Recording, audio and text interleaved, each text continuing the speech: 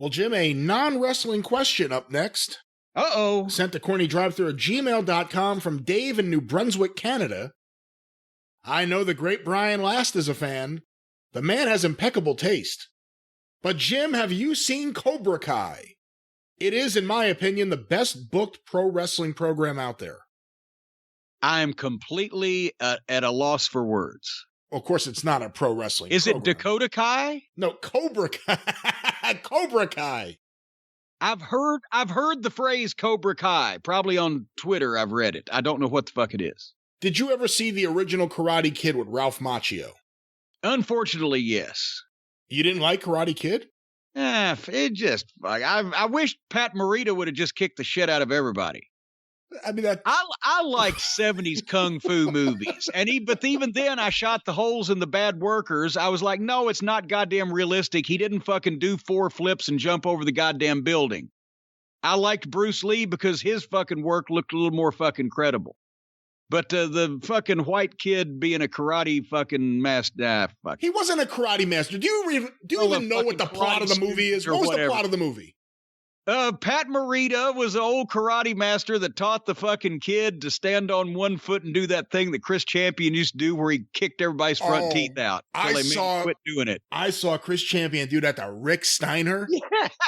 And it was the stiffest kick I've ever seen. And Steiner hit him with a Steiner line that was a shoot right after it. Just watch this. Boom. That's the thing. Well, because Champion worked in the Memphis territory for a while as Cowabunga, the Teenage Mutant Ninja Turtle. This was before Brian Hildebrand got the suit. And they nicknamed him Tonguey the Turtle because as he had to leave the territory because he was at the fucking merchandise table in Evansville at the Coliseum, had a little fucking 15-year-old sitting on his lap slipping her the fucking tongue. And but anyway, that the Karate Kid pose, the fucking whooping crane or whatever, and lip up and kick. He was trying. Yeah, he was trying to do that, and he was potatoing everybody. And like I said, Steiner knocked him the fuck out, and then they made him quit doing that. Well, you can't really work that kick. No, he thought he could, but he couldn't. There was a couple of things that remember the Midnight Express worked for a little while with the New Breed, and there was a couple of and Sean Royal was a great guy. And Chris was okay too, but he thought he was further along than he was. And there was a few times that the Midnight had to settle him down. That one time Big Bubba had to beat both of them up, which was so demoralizing for him.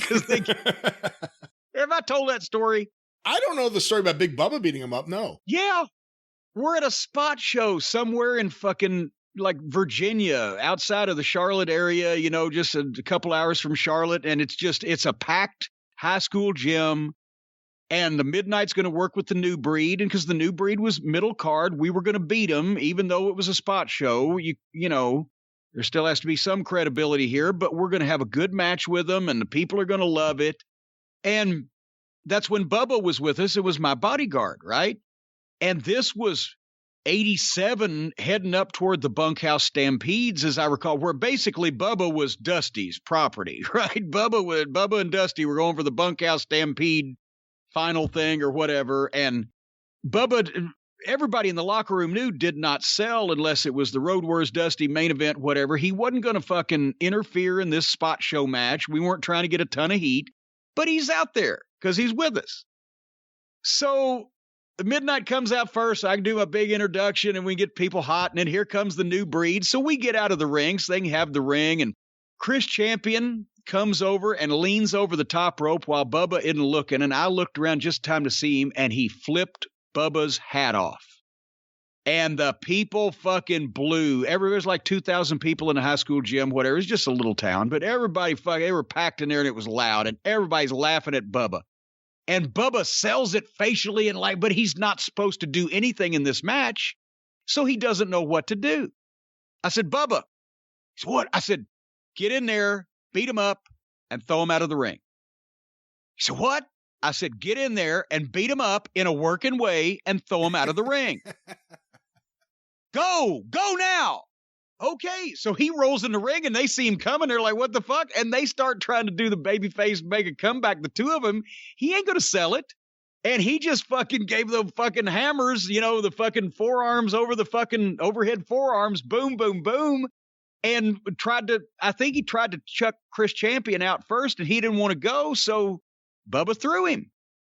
And then he went. And then Sean Royal worked and went with it, and they got thrown out on the floor.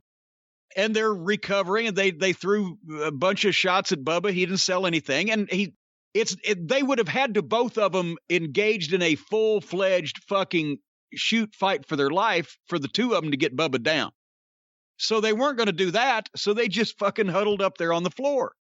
And I got in the ring, and I walked over. I said, okay, now we're going to ring the bell, start the match.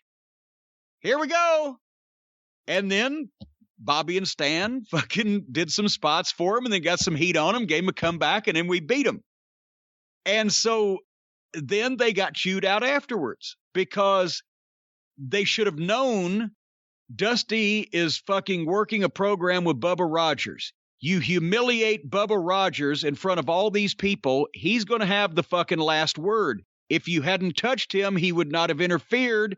We would have had a match where we did a bunch more stuff for y'all, and then we would have fucked you and still won, but you would have looked better. But now, one guy got in the ring, because you had to be a smartass, try to get over with the people. One guy got in the ring and beat the fuck out of you. Then you started the match, and then another team beat you 1, 2, 3.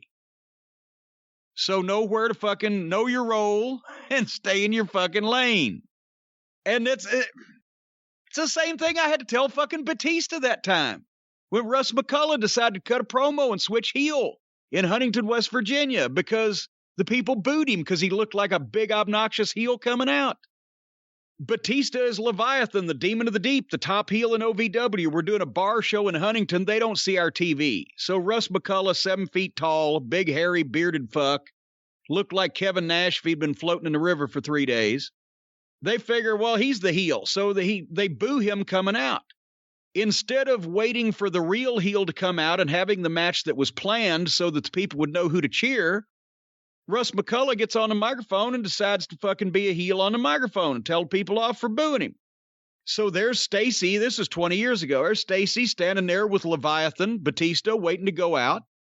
And Russ McCullough's still talking, and he's healing the people, and he's doing this and that. I said, when you get in the ring, I want you to hit the ring. I want you to beat him up and pin him in 40 seconds or less. He said, what? I said, I want you to hit the ring. I want you to beat the fuck out of him in a working way. I don't want you to sell anything, and I want you to pin him in 45 seconds. Okay. So Batista rolls in and starts going for fucking Russ McCullough, and Russ starts defending himself by swinging, and Batista don't fucking sell anything. He fucking hammers him a couple of times. He whispers in his ear, letting him know what's going on. He shoots him off. He spears him. He pins him 1, 2, 3. Gets his fucking hand up, sends the people cheer because look at Batista. He looks like $1 million, and now he's obviously the babyface because this other guy's insulted us and looks like a piece of shit's been floating in the river, whereas look at that guy's body. Then they come back, and McCullough's like, what the fuck? I said, well, since you went out there and switched heel, then I had to switch Leviathan babyface. And the best way to get a babyface that looks like that over cold in the middle of a bunch of people that have never seen him before is to give him a decisive fucking win. Or you could have just gone out there and had the match you were supposed to have, put some time in, learn what you were doing because this was supposed to be a training match, but you decided to switch heel on your own fucking volition and cut promos on people instead of just waiting for everybody to settle down and see what was going to go on. So that's why that happened. And then because he was such a big 7-foot pouty baby, he went out and sat in the car and talked to his girlfriend and or the office about how he'd been mistreated instead of helping all the other guys tear the ring down because it was the night that the heels set it up and the baby faces tore it down. Because obviously they couldn't intermingle because the people would see them together. See, if he was smart, he would have said, I can't take the ring down. I turned heel. Yeah, but he wasn't smart. He wasn't smart in any shape of the word. So then all the fucking baby faces were mad at him because he was actually in his car crying on the phone to some man trying to call the office to get some sympathy. And fucking all the rest of the guys were mad because he wouldn't help because he was pouting. Dutch Mantell saw him in goddamn tears because he was in Puerto Rico. That's where they sent him try to run him off when they realized they'd bought a pig in a poke. And I think his wife was either pregnant, but it wasn't his or something, and he was just crying in the hotel lobby. And Dutch said, you need to get out of the wrestling business and go back home. But anyway, things like that happen. Well, back to Cobra Kai. Oh, what's Cobra Kai? So in the first movie, Ralph Macchio, Daniel LaRusso, meets Mr. Miyagi, takes him under his wing, teaches him some karate because he's getting his ass kicked by the local kids who live in that town who are part of the Cobra Kai karate dojo. They should have taught him Karak, Kachain, and Kachair. He would have had fewer lessons and won the fight easier. Well, he ends up winning the All-Valley Karate Tournament with the crane kick. Cobra Kai, the series, picks up all these years later from the point of view, or at least initially, of the blonde bad guy, played by William Zabka, who was Johnny in the movie, Johnny Lawrence. His point of view, which is, this guy ruined my life. This guy moved into town, took my girl, defeated me in the tournament with an illegal kick. It's this whole other story about how his life is unraveled, and to try to get his life back, he decides to open up Cobra Kai. The one time in his life he had some discipline and something to do was when he was a kid doing Cobra Kai. So he opens it back up. Daniel LaRusso, the purported good guy in the first films, is now a big local car dealer, and the karate is in all of his billboards. So this guy's driving to work every day and he sees, the guy who beat him in the tournament, like doing karate against the car. So it's a really, really great show, and they each get students, and it ends up, I don't want to spoil anything, the original bad sensei comes back. It's a phenomenal show, especially if you grew up loving those movies.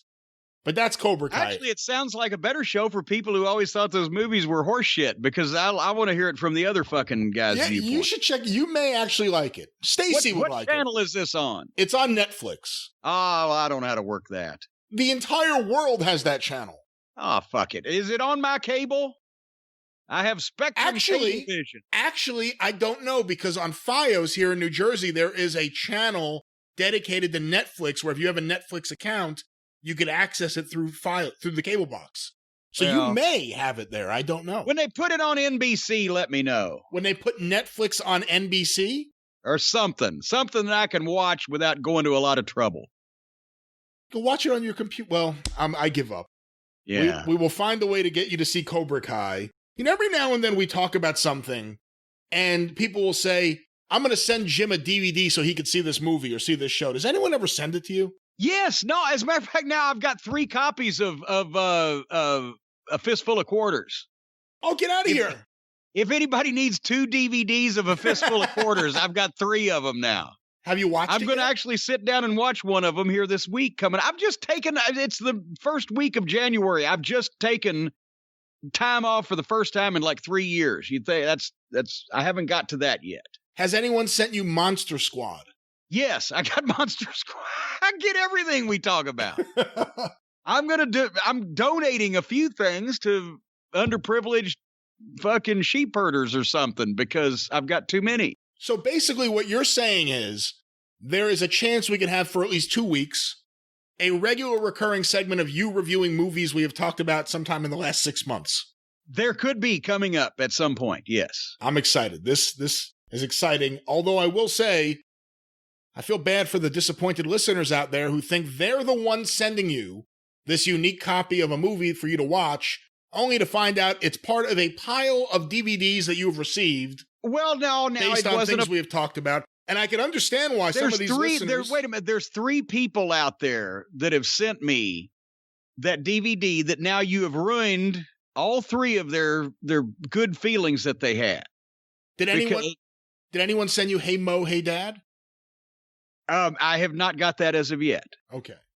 Well, my point is, I can understand why some of these disappointed listeners may want to sue. You think they need compensation? They need compensation for this theft. You might be entitled to get even with Cornette for being the 3rd person to send him a copy of Fistful of Quarters. Well, folks, I got news for you. King of Kong, A Fistful of Quarters, whatever the subtitle is. The point is, whatever fucking gripe you might have, whatever chaps your ass, whatever grinds your gears, do you have some offensive outlaw sex offender hitting you with slap lawsuits? Do you have an entire city that has been given cancer by a greedy corporation? Look no further. I got the guy that can get even for you. Call Stephen P. News.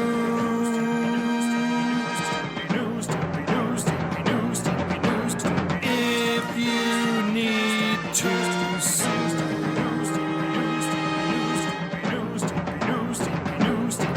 An outlaw mud show or two. Those are the rest. Folks, he's been in the news lately, and people that he is representing have been in the news. Did you hear, Brian, that the city of Minden, West Virginia, now has been designated one of those big Superfund sites by the EPA, whereas a few years ago they were like, oh, return to your homes. Nothing more to see here. Everything's fine.